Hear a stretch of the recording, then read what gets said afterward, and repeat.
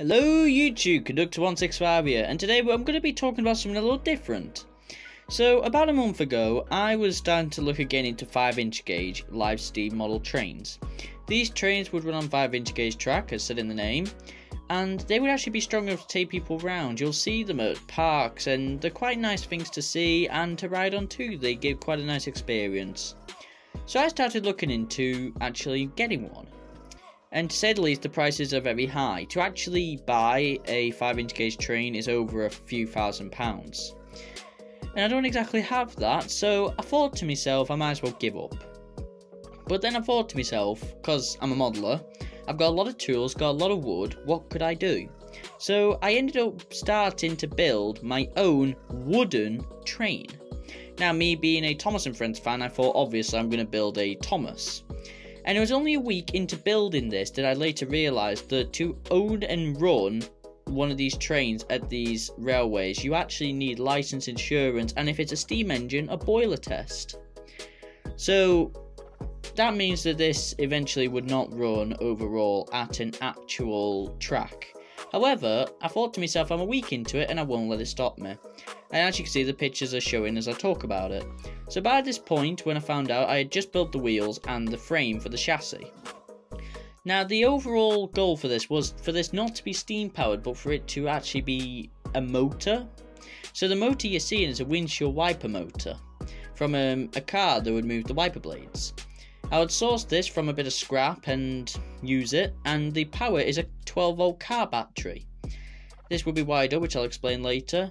So later on I ended up adding the footplate, and I'd work from back to front in Thomas's actual body. So I'd start with the coal bunker and the frames there. Bear in mind, most of this was made out of different types of wood and different ways of cutting the wood. Next would come the boiler, and I'd have different frames inside the boiler to help hold it together, which later would have multiple uses up to the front. However, at this point I then realised that I had a bit of a problem. So I had tested the bottom wheels to make sure they actually worked, and they ended up failing terribly. So I had to figure out a new way to make them work. I ended up removing the wheels from the body of the loco, and I built a whole new chassis to figure out what the problem was. Once that problem was fixed, I would then reattach them and I would go on to painting them. So a lot of detail was applied to this, and best off, it even has a cab interior. It would end up with 3 lights and it would be again loco driven. And here now on screen is the finished product. Now bear in mind, it will have changeable faces and it isn't fully done yet, because as you'll see there are a few areas where it needs more paint. However, this model was a completely random idea, and I just wanted to see if I could actually do it. And this is supposedly, as I did measure the gauge, 5-inch gauge. So theoretically, this would run on a 5-inch gauge track. Sadly, I'll never get to experiment on it to see if it actually would. However, here's the cool part. I have plans in the future on removing the chassis at the bottom and giving it an actual steam 5-inch gauge wheelbasis.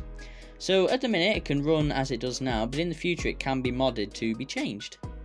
So yeah, hopefully you've enjoyed seeing how I built this. Now this is a part 1 video, because for the next video or a later date video, I'll be showing it running. However, here the weather isn't exactly perfect for it. So yeah, hopefully you've enjoyed, and if you're excited for part 2, make sure to like and subscribe for more Thomas content and for the part 2, and check out my Instagram and Twitter, for I've been hinting at this for a while. I hope you've enjoyed, and I'll see you in the next video. Bye!